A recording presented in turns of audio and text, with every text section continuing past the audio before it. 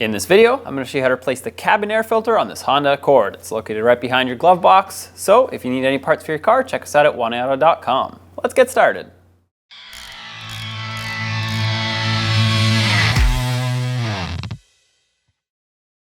First, open up the glove box.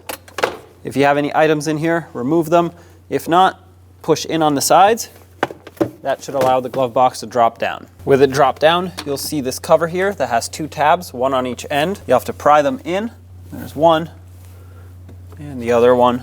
Once you pry those, this should slide straight out. It's basically a tray, and that tray will contain your cabin air filter.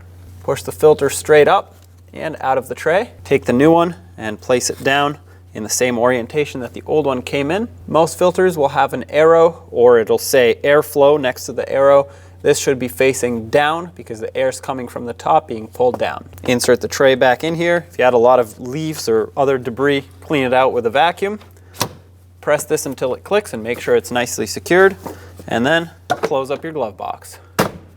There you go, job is done. I hope this video is helpful. If you have anything to say, leave it in the comment section below. And as always, don't forget to subscribe and ring that bell so you can stay up to date with all of our latest content.